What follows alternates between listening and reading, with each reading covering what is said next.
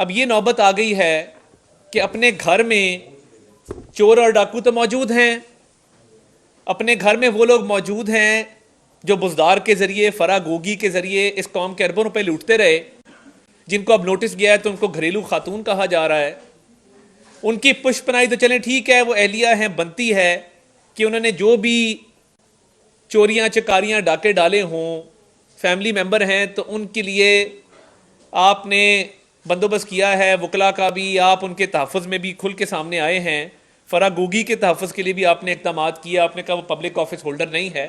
But یہ تاریخ میں پہلی دفعہ ہوا ہے کہ ایک پارٹی کا چیئرمین، ایک سابق وزیر اعظم، ایک ایسے مجرم کو ساتھ بٹھائے جس نے یہ اعتراف کیا کہ اس نے جعلی دستاویزات بنا کے نہ صرف نوکری حاصل کی تھی ڈار برادران کے ذریعے، بلکہ اس کے ساتھ ساتھ اس نے ٹھیکے داروں سے کمیشن لے کے بھی ڈار صاحبان تک پہنچایا تھا۔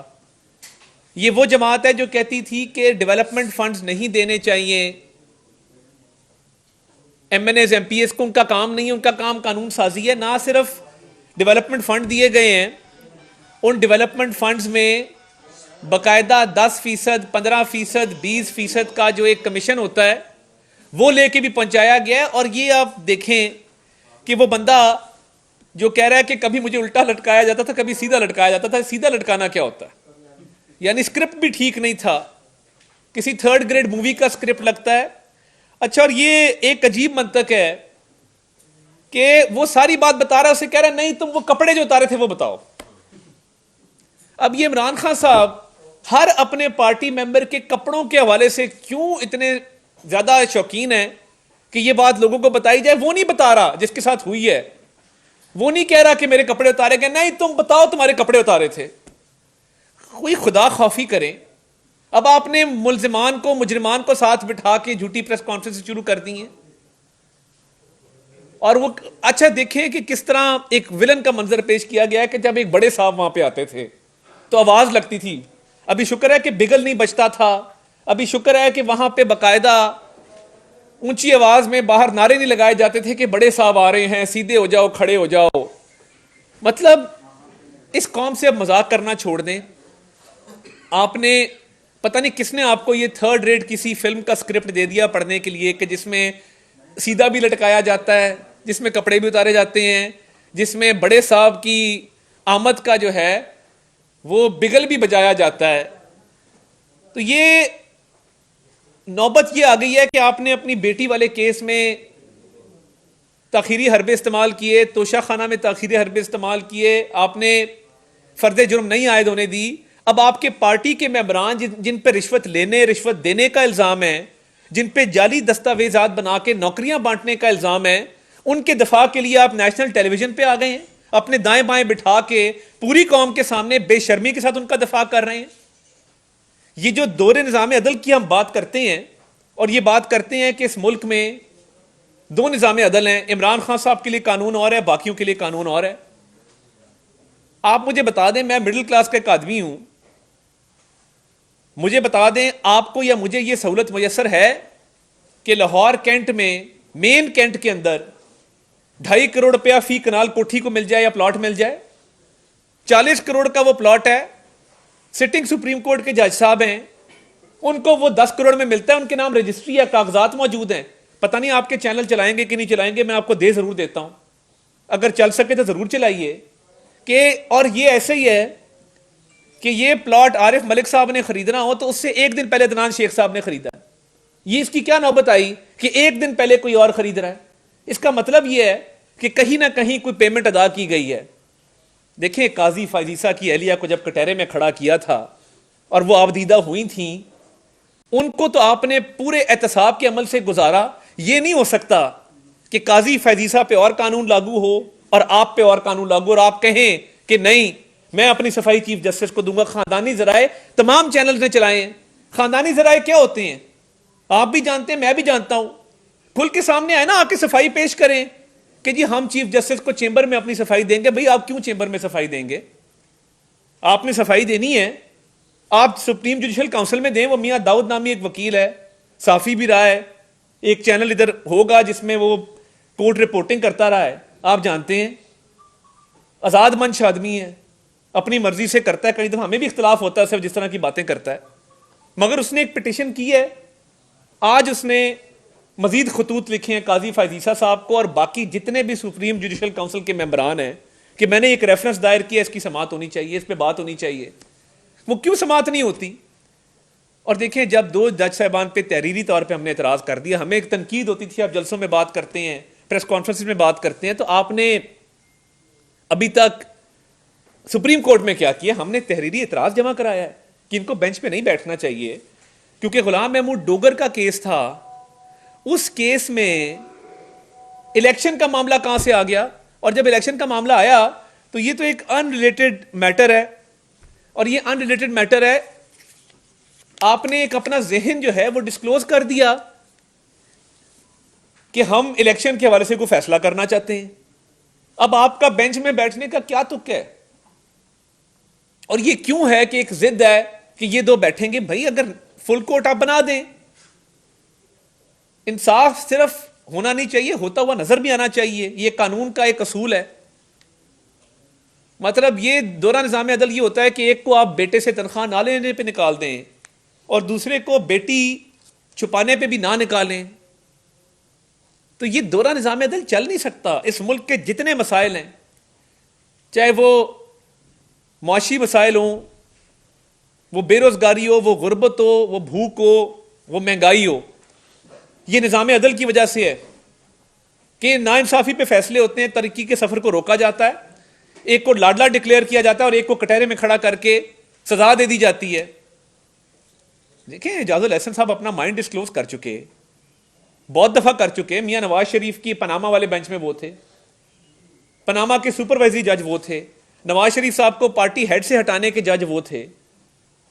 تو ہم اگر درخواست کر رہے ہیں تو ہم حق بجانے میں کہ مہربانی کریں, لینا سو موٹو. یہ عثمان ڈار کا جو ایک بندے کا, اس کے پی اے کا ایک اقبالی بیان آیا ہے کہ میں نے 50 لاکھ روپے رشوت عثمان ڈار اور اس کے بھائیوں کو دی ہے, ٹھیکیداروں سے لے کے, جو ڈیولپمنٹ فنڈ بزدار صاحب نے دیے تھے اس میں سے, اپنی نوکری کے لیے ڈار صاحبان کے کہنے پہ جعلی دستاویزات بنا کے کسی غریب کا حق مارا ہے.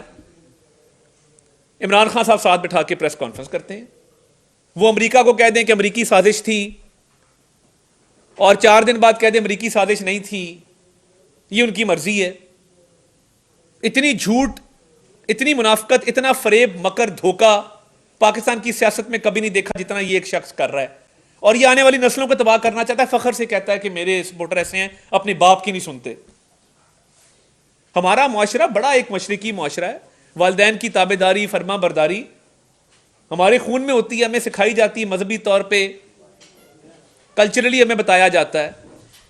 مگر یہ ایک ایسا انسان ہے کہ جو نوجوان نسل کو گمراہ بھی کر رہا ہے, جو نوجوان نسل کو کہہ رہا ہے کہ والدین کی مت مانو, اور جھوٹ پہ جھوٹ بولتا ہے, منافقت کرتا ہے, اور عدلیہ کو بھی آنکھیں دکھاتا ہے, اور کوئی اس سے باز پرس نہیں کرتا. اور یہ دیکھیں نا, ہم بالکل چاہتے ہیں آئین اور قانون کی پاسداری ہو. آئین دوبارہ لکھا گیا جب پنجاب میں ہماری حکومت ختم ہوئی کہ آپ ووٹ اگر دیں گے تو وہ ووٹ گنتی میں شمار نہیں کیا جائے گا. یہ نہیں ہو سکتا کہ جوڈیشری ایگزیکٹو کا رول بھی ازیوم کرے, لیجسلیچر کا رول بھی ازیوم کرے, اور کچھ لوگوں کو سہولت دے اور پھر یہ توقع رکھے کہ ان کے احکامات مانے جائیں گے. یہ کیسے ہو سکتا ہے؟ تو یہ بڑی مؤدبانہ گزارش ہے کہ تحریری طور پہ پی ڈی ایم کی جماعتیں یہ صدا کر چکی ہیں کہ 2 جج صاحبان بینچ سے علیحدہ ہو جائیں, اور فل کورٹ کی بھی صدا کر دی گئی ہے کہ فل کورٹ تشکیل دے دیا جائے. آئینی تشریح کا معاملہ ہے. جب وہاں پہ پارٹی ہیڈ کی ڈائریکشن کا معاملہ آیا تھا, منحرف اراکین والا, تو کہا گیا کہ جو منحرف اراکین ہیں وہ پارٹی ہیڈ کی ڈائریکشن کے پابند نہیں ہے, اس کی ہدایت کے پابند نہیں ہے. پارٹی ہیڈ تو ڈکٹیٹر بن جائے گا, وہ تو پارلیمانی پارٹی کا فیصلہ ہے. آئین کہہ رہا ہے کہ پارٹی ہیڈ کی ڈائریکشن ہے. نہیں, اس کی تشریح کر دی گئی اور وہ پی ٹی آئی کو سوٹ کرتی تھی, ان کی گورنمنٹ بن گئی پنجاب کے اندر. یہ بار بار سہولت کاری یہ کیسے چلے گی؟ مجھے بھی لوگ کہہ رہے ہیں جی آپ بس کر دیں, نہ بولیں. میں بالکل خوفزدہ نہیں ہوں گا اس چیز سے. میں بڑا کمزور آدمی ہوں, زبان ہی ہے میرے پاس, اگر اس کو بھی تالا لگا دیں پھر جینے کا کوئی حق نہیں ہمیں. کسی ڈر میں رہیں کہ کوئی طاقتور آ کے اپنی مرضی مسلط کر دے گا, کوئی طاقتور جس کے دونوں بچے، آپ لاہور ہائی کورٹ جا کے پوچھیں کہ مرتضی نقوی اور مصطفیٰ نقوی کو کوئی جج انکار کرتا ہے؟ 4 سال ہوئے پریکٹس کو، کروڑوں روپے کی پریکٹس ہے، ان کی کلائنٹس کی لسٹ دیکھیں آپ کبھی نکال کے. میں بڑے دکھی دل سے یہ بات کر رہا ہوں. بڑی بڑی کمپنیوں سے لے کے بڑے بڑے اس ملک کے جو تاجر ہیں، بزنس مین ہیں، انڈسٹریلسٹ ہیں، وہ سارے اس لسٹ میں ہیں. کیوں؟ کیونکہ والد جج ہے سپریم کورٹ کا. اور کیا کوالیفیکیشن ہے؟ میں نے اپنے گھر میں جج شپ دیکھی ہے، 35 سال دیکھی ہے، مگر دھکے کھائے ہیں، اسٹوڈنٹ پالیٹکس کی ہے، اسٹرگل کی ہے، اسٹرگل کر کے آ کے آج بیٹھے ہیں. کسی کو یہ نہیں کہا کہ جی میرا دادا فلاں تھا تو مجھے کیس دے دیں، میرا دادا فلاں تھا تو مجھے فلاں کرسی پہ بٹھا دیں. یہ ایک عجیب منطق ہے کہ باقی وکیلوں کا کیا قصور ہے کہ ان کے والد سپریم کورٹ کے جج نہیں ہیں. کیسز کی لسٹ نکالیں آپ، دفتر بنایا ہوا ہے عالی شان. تو یہ نہ کریں. اگر قاضی فائزیسا پہ ایک اصول اور ایک قانون اور ایک آئین لاگو ہوا ہے، وہ ہر کسی پہ ہوگا. تو اس لیے یہ جو دورہ نظام عدل جس میں عمران خان کو سہولت کاری حاصل ہے، اور اس کی اب یہ جرت ہو گئی ہے اسی دور نظام عدل کی وجہ سے کہ وہ مجرموں کو بٹھا کے، رشوت خوروں کو بٹھا کے، جال سازوں کو بٹھا کے پریس کانفرنس کرتا ہے اور خطاب فرماتا ہے. یہ زیادہ دیر چلے گا نہیں، کیونکہ ہماری بھی ایک برداشت کی لمٹ ہے، اور ہم بھی قانونی رستہ بھی اختیار کریں گے اور اس کے بعد سیاسی رستہ بھی اختیار کریں گے. بہت بتائیے گا کہ آپ 2 ججز کے اوپر اعتراض کر رہے ہیں اور ساتھ آپ لوگ یہ بھی کہتے ہیں کہ طارق رحیم کو اور فائزیسا کو اس بیچ میں شامل کیا جائے. یہ پروگریٹو تو چیف جسٹس کا ہے کہ انہوں نے کس کو شامل کرنا ہے کس کو نہیں شامل کرنا. 9 رکنی بینچ ہے اور آپ لوگ الیکشن سے کیوں بھاگنا چاہتے ہیں جب ایک 90 ڈیز کی ایک آئین کے اندر شک ہے کہ 90 دن کے اندر الیکشن ہونا چاہتے ہیں. تو آپ لوگ اس 2 ججز کو لے کر الیکشن کو کیوں پیچھے ہٹنا چاہ رہے ہیں؟ یہ الیکشن کا معاملہ نہیں ہے. الیکشن کے لیے ہم تیار ہیں، جب مرضی کرا لیں. ہماری ایک بڑی اچھی مہم چل رہی ہے، مریم نواز شریف صاحبہ. ایشو بینچ کا اس لیے ہے کہ 2 جج صاحبان ایک کیس کا نوٹس لیتے ہیں. کرپٹ ترین آدمی جس کا نام غلام محمود ڈوگر ہے، لاہور میں جتنے قبضے کرائے ہیں آپ بہتر جانتے ہیں. اس کا ماضی کیا ہے، 2012 میں کس بیوہ کے پلاٹ پہ قبضہ کیا تھا بہتر جانتے ہیں. اس کے لیے کیونکہ وہ پی ٹی آئی کا حمایت یافتہ ہے، اس کے لیے تو بینچ بیٹھ جاتا ہے، سنوائی کرتا ہے اور اس میں چیف الیکشن کمشنر کو بلا لیتا ہے اور الیکشن کی تاریخ مانگ لیتا ہے. کیا فائنانس منسٹری سے نہیں پوچھا جانا چاہیے کہ آپ کے پاس فائنانسز ہیں نہیں ہیں؟ کیا پلاننگ والوں سے نہیں پوچھا جانا چاہیے کہ مردم شماری اور حلقہ بندیوں کا کیا سٹیٹس ہے؟ کیا باقی فیکٹرز کو نہیں دیکھنا چاہیے؟ بینچ بنانا ثوابدید ضرور ہوگی، باقی ملکوں میں بھی رواج ہے. 3 سینئر موسٹ جج جو ہیں وہ بینچز کا فیصلہ کرتے ہیں. دیکھیں یہ جو بینچ فکسنگ کی ٹرم آئی ہے، یہ کیوں آئی ہے؟ یہ اس لیے آئی ہے کہ کچھ لوگ ایسے ہیں جو کچھ لوگوں کی سہولت کاری کرتے ہیں، جن کا کوئی باز پرس نہیں ہوتی، پوچھا نہیں جاتا. ہم اعتراض کسی بیسس پہ کر رہے ہیں. ایک آڈیو آئی ہے پرویز الہی صاحب کے ساتھ، آپ بات کر رہے ہیں، محمد خان بھٹی آپ کے گھر بیٹھا ہے، آپ کے احساسوں کے معاملات ہیں. ہم آپ کو نہیں سمجھتے کہ آپ ایک ایماندار آدمی اور آپ اس عہدے کے اہل ہیں. آپ اپنے آپ کو احتساب کے لیے پیش کر دیں. ہم نے اسی لیے فل کورٹ کا کہا ہے کہ آئین کی تشریح فل کورٹ کرے تاکہ انصاف کے تقاضے پورے اور انصاف ہوتا نظر آئے. اچھا صاحب یہ بتائیے گا کہ آپ کی گفتگو سے یہ لگ رہا ہے کہ جو جوڈیشری کی اسٹیبلشمنٹ ہے وہ اس وقت تحریک انصاف اور ان کے جو قریبی لوگ ہیں ان کو سپورٹ کر رہی ہے، کیا ایسا ہے؟ دیکھیں بات یہ ہے کہ یہ نظام عدل کی بات اس لیے ہم کرتے ہیں کہ جب ثاقب نثار صاحب کا دور تھا تو نیازی آف شور سروسز لمیٹڈ پہ کہا گیا کہ جی آپ کی کمپنی ہے مگر آپ کے نام کاغذ کوئی نہیں ہے. آرٹیکل 62 63 صرف ہم پہ لگا، جہانگیر خان ترین پہ لگا، اس کو کلین چٹ دے دی گئی. اب مجھے بتا دیں آپ کی عباس صاحب یا میری ضمانت ہوتی، ہمیں پوچھا جاتا کہ عباس صاحب اور عطا صاحب آپ کب تشریف لا رہے ہیں؟ 5 بجے، 4 بجے، 8 بجے، 9 بجے، صبح آ جائیں، شام آ جائیں، دوپہر آ جائیں، رات آ جائیں. آپ کو اور مجھے گھر جا کے پولیس دیواریں پھلانگ کے ریڈ ادھر گریبان سے پکڑ کے وین میں ڈالتی ہے عباس صاحب.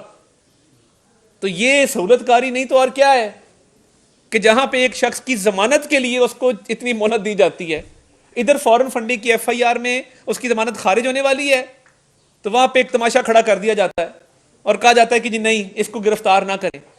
تو دیکھیں یہ ہماری دفعہ بیل اناؤنس ہو کے کینسل ہوئی تھی شہباز شریف صاحب کی، اب سب گواہ ہیں.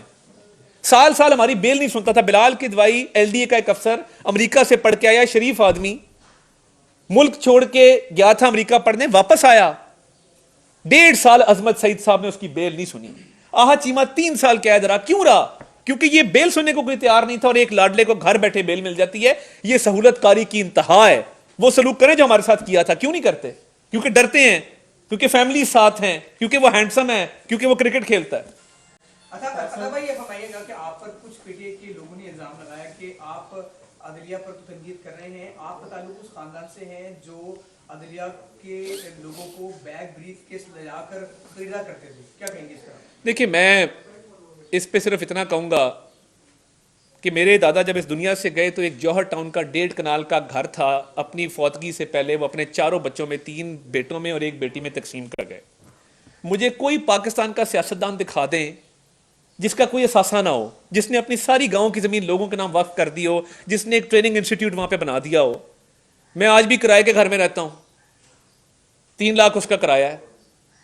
तो बात यह है, कोई सबूत देना किसको ब्रीफ केस दिया, किस बात के लिए दिया और उसका क्या सबूत है।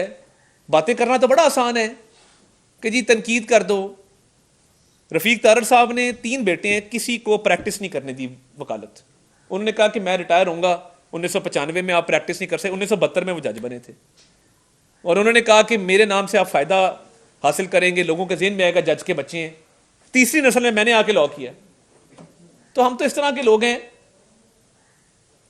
इस वक्त जितने हाई कोर्ट्स हैं, जितना सुप्रीम कोर्ट है, सारों के असासे सामने रख दें और अगर रफीक तारड़ का असासा किसी ज़्यादा निकल आए तो मैं सियासत छोड़ दूंगा और इन सारे जज साहबान से माफी मांग लूंगा। अच्छा, ये बताएं तारड़ साहब, ये जो जस्टिस का आप जिक्र कर रहे हैं मोहसिन जैद का, वो कह रहे हैं कि मेरे तमाम असासे हर चीज़ जो है FBI के अंदर रजिस्टर्ड है, और दूसरा ये कि जब तक उन पर कोई इल्जाम नहीं साबित होता आप किस तरह उनको कह सकते हैं बेंच से अलग हो जाए। आपको 10 करोड़ का घर कैंट में मिल सकता है, आप अभी जाएं। आपको कोई देगा 4 कनाल का घर 10 करोड़ में? आपके नाम रजिस्ट्री कोई कराएगा? देखिए, दस्तावेजी सबूत है ना, मैं कोई हवाई बात तो नहीं कर रहा। वो 10 करोड़ का जवाब कौन देगा? कोई दे देना, बता दे कि जी ये 40 करोड़ का घर 10 करोड़ में हमने लिया है, हमारी मर्जी। हमारे दोस्त थे, उन्होंने हमें कहा जी 30 करोड़ आपको माफ करते हैं। अल्लाह ऐसे दोस्त आपको और मुझे भी दे। पता नहीं, हमारे दोस्त ऐसे नहीं है कि जो 30-30 करोड़ के मेरे आयत दे दें। ये दस्तावेजी बात है ना। अगर आपके चैनल इतनी हिम्मत करते हैं तो मैं आपको भेजता हूं, आप वो दस्तावेज चला दें। बात सीधी है। मैं कागजों पे बात कर रहा हूं, हवाई बात तो कर नहीं रहा। बहुत शुक्रिया जी। अगली प्रेस कॉन्फ्रेंस है मेरा ख्याल है।